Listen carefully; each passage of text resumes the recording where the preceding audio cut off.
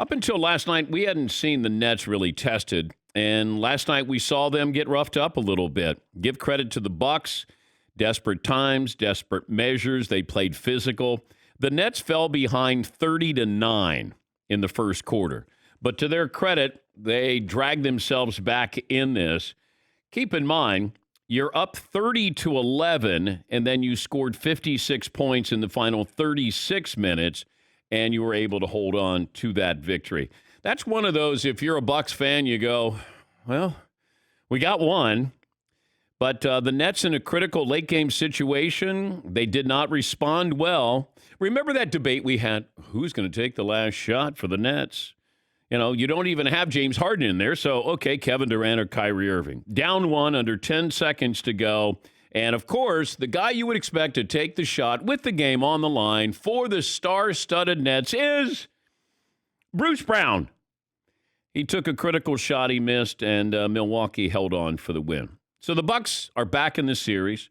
John Barry, former NBA player, was on the radio call for the mothership. He'll join us coming up. Milwaukee's offense is still struggling. Brooklyn probably won't play that poorly 2 games in a row. Joe Harris he missed a foul line jumper. Joe is only there to do one thing, and that's make shots. So the Bucks have to pick it up if they're going to get back in this series. At least they put up a fighting chance for that possibility. Here's Kevin Durant after last night's loss. They played more physical. They were there at the rim. I mean, they just played their regular way. They played the way they've been playing the whole season. I think we got great looks. We didn't knock them down, but they also did a good job of contesting and being physical and, blocking shots at the rim. For the most part, we got back into the game, had plays down the stretch, and, they was able to make a couple more shots.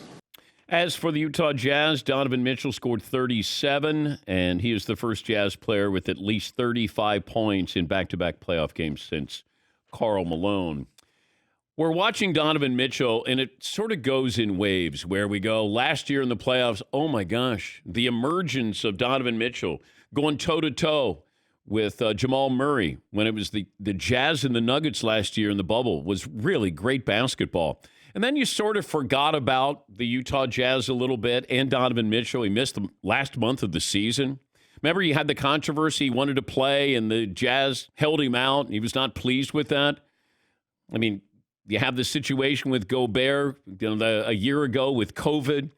And now we've sort of, I guess, rediscovered Donovan Mitchell. You saw that on display last night. I don't know what it is, and Donovan Mitchell is a different player than Luka Doncic.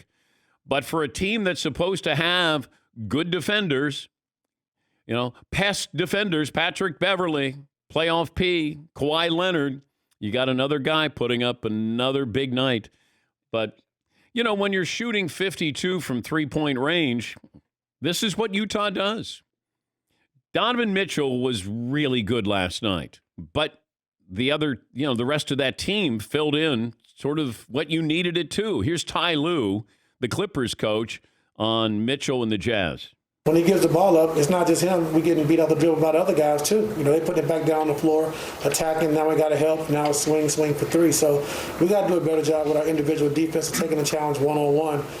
That's the first thing. And we know they want to thrive. They thrive off driving kicks, getting to the paint, making plays. So we got to do a better job of closing out to the other guys and keeping them under control.